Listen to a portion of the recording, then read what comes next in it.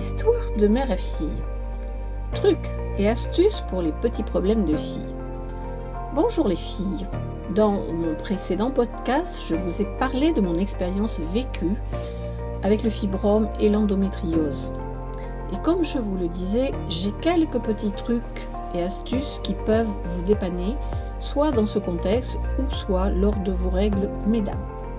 Je m'appelle Nicole et j'ai le projet de créer l'atelier de mes filles, car depuis la période Covid, j'ai décidé de me reconvertir dans l'aromathérapie. En effet, tout ce qui est en lien avec les plantes et la nature me passionne depuis toute jeune et j'ai toujours privilégié les remèdes naturels. Avec l'atelier de mes filles, oui, j'ai des filles et des petites filles. Je vais me consacrer à aider les femmes grâce à l'aromathérapie et aux cosmétiques naturels. Donc, je vais vous donner des trucs et astuces suivantes. Pour les règles abondantes ou peu abondantes, les tampons et les serviettes jetables sont des protections hygiéniques les plus utilisées par les femmes et ne sont pourtant pas sans conséquences sur la santé et la planète. Vous avez quelques alternatives pour une protection plus durable et zéro déchet. En effet, il y a la solution avec la cup. J'ai découvert cette solution lorsque je devais faire des sorties en moto pour la journée et en groupe. En effet, j'avais à l'époque des règles abondantes voire hémorragiques et je ne pouvais pas me permettre de me changer toutes les heures avec des tampons hygiéniques. C'est là que j'ai découvert la cup qui pouvait au moins tenir jusqu'à 8 heures. Donc la coupe menstruelle, appelée aussi cup menstruelle ou tout simplement la cup, est une alternative saine, écologique et économique aux protections périodiques classiques comme les tampons et les serviettes.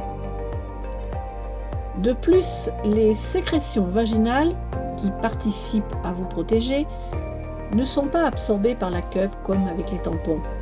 Votre flore vaginale s'emportera mieux et sera moins sujette à assèchement, facteur aggravant. En effet, irritation et inflammation du vagin sont des facteurs de risque. Par ailleurs, selon les études, lors de la réalisation de cultures bactériennes sur serviettes, tampons et cup, on a constaté que la prolifération était toujours plus importante, d'abord sur les serviettes et les tampons, et en dernier sur la cup. La ficelle des tampons va facilement être contaminée par les micro-organismes contenus dans les matières fécales. La cup, grâce à son joint d'étanchéité, produit des conditions non propices à la prolifération bactérienne. En résumé, la coupe menstruelle se positionne dans le vagin et recueille le flux menstruel sans assécher la flore vaginale puisqu'elle n'absorbe pas le sang comme fait le tampon. Elle doit être vidée toutes les 8 heures maximum et nettoyée avec précaution avant d'être réinsérée. Elle ressemble à un petit entonnoir doté généralement à son extrémité d'une tige pour l'attraper et la retirer plus facilement. La matière de la coupe, la plupart du temps en silicone, a été validée par le corps médical. Elle mesure entre 40 et 60 mm à moduler selon la marque choisie, la taille et la longueur de la tige. Les fabricants n'ont pas encore statué sur une durée de port. Certaines conservent une durée de 12 heures maximum, d'autres recommandent un port de 6 heures maximum avec la désinfection de la cup à l'eau bouillante ou autre avant chaque insertion. Donc la cup a 3 avantages indéniables: des économies en perspective. Oui, si l'achat d'une coupe représente un investissement initial entre 20 et 30 euros en moyenne, vous pouvez ensuite la garder une bonne dizaine d'années. Sachant qu'une boîte de 20 tampons ou serviettes coûte près de 10 euros, le calcul est très vite fait. Elle est pratique et peu encombrante. En effet, il est simple d'avoir son petit emballage toujours prêt à l'emploi dans son sac. Un petit plus pour notre environnement. La coupe menstruelle est facile d'utilisation et hygiénique, certes, mais elle est aussi écologique et économique, ce qui ne gâche rien. Alors même s'il existe des serviettes dites biodégradables, elles seront tout de même à un moment donné jetées à la poubelle. Ce n'est pas le cas de la cup puisqu'elle est réutilisable. Alors, contre-indication ou pas? À la question porter une cup et un stérilet en même temps, est-ce risqué? La réponse sera la suivante. Dans la majorité des cas, ça ne l'est pas, mais prenez tout de même le temps de lire l'article dans le lien que je vous indique en description, ainsi que les commentaires, afin de vous faire votre propre opinion. Donc ce sera sur https://coupe-menstruelle.net. Ensuite, les culottes menstruelles ou les serviettes réutilisables. Les culottes menstruelles sont très demandées depuis quelque temps. Elles sont un très bon complément aux cups pour la nuit par exemple, ou bien une alternative pour celles qui n'aiment pas le principe d'avoir quelque chose inséré à l'intérieur du vagin.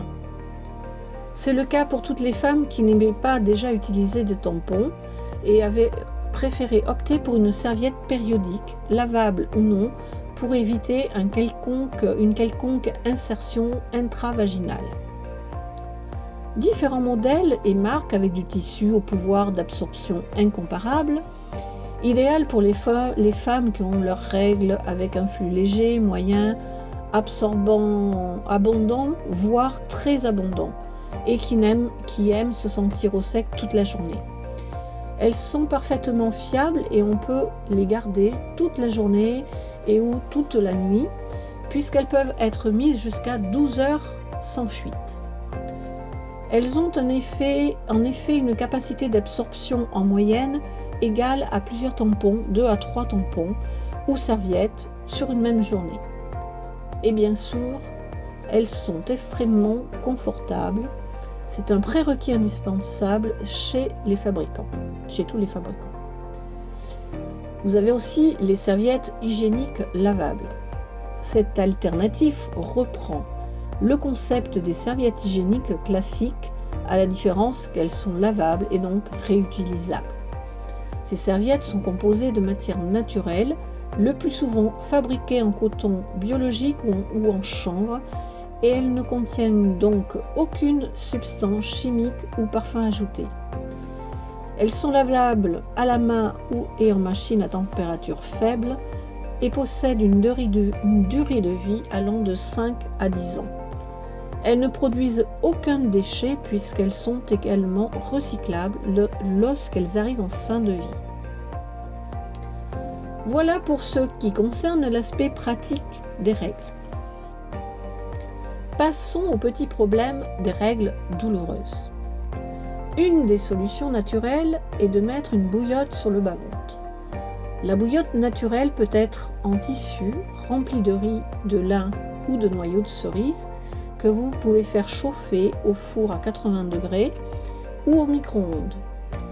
Je vais en fabriquer quelques-unes car je me suis aperçue qu'il est difficile d'en trouver dans les magasins bio. D'autre part, vous pouvez vous confectionner un roll-on d'une synergie avec des huiles essentielles à passer sur le bas-ventre. Donc, dans le roll-on de 10 ml, mettre 5 ml d'huile d'amande douce ou d'arnica, c'est mieux.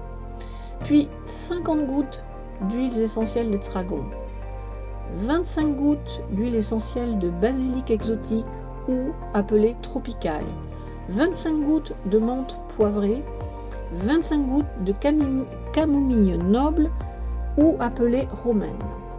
Bien secouer et c'est prêt. Ces produits se trouvent en magasin bio ou en pharmacie. Vous avez aussi 3 positions de yoga qui s'affichent et qui sont intéressantes à pratiquer lors des règles douloureuses. Ensuite, la régulation des règles. Personnellement, j'ai utilisé avec succès la solution proposée qui va suivre pendant plusieurs années lorsque j'ai eu des règles hémorragiques. C'est mon guérisseur qui me l'avait conseillé. Il s'agit d'Utérine 8DH, de 30 ampoules buvables de 1 ml du laboratoire Boiron. Ces ampoules buvables sont une préparation magistrale homéopathique sous forme de solution buvable à consommer par voie orale. Pour savoir quelle est la dose qui vous est adaptée, demandez conseil à votre médecin ou regardez la notice. N'utilisez jamais les ampoules buvables utérines 8DH de Boiron si vous êtes allergique à la substance active ou à l'un des autres composants de ce médicament. Vous avez aussi une préparation homéopathique complexe sous forme de gouttes fabriquées par les laboratoires Velleda. Cette préparation homéopathique complexe est une formulation homéopathique qui contient un mélange de plusieurs substances actives diluées et dynamisées. Contrairement aux remèdes homéopathiques simples qui sont basés sur un seul ingrédient actif, les préparations complexes combinent plusieurs ingrédients pour traiter un ensemble de symptômes spécifiques ou une condition particulière. La composition de cette préparation homéopathique complexe numéro W305 est la suivante: Apis mellifica D8, Argentum metallicum D6, Ovarinum D8, Pulsatilla D6 et Utérine D8AA. Connaissant ce laboratoire, j'ai trouvé que cette recette homéopathique intéressante. N'hésitez pas à demander conseil à votre médecin et lire les indications du produit. Pour le syndrome de préménopause, vous avez la gémothérapie. C'est FEM plus 50 de herbagem à base de sauge sous forme de gouttes. Bien lire la notice car elle est contre-indiquée pour les personnes hormonodépendantes. Voilà, j'espère que ce partage de mes trucs et astuces vous aura intéressé. Si toi aussi tu as d'autres astuces, n'hésite pas à me l'écrire dans ton commentaire. Cela permettra d'enrichir la communauté et aussi partage ce podcast à tes connaissances féminines qui pourraient être concernées par ces petits soucis. Merci d'activer la cloche afin d'être averti pour ma prochaine histoire, de liker et de t'abonner. Je te remercie pour ton écoute et je te dis donc à bientôt pour un autre podcast.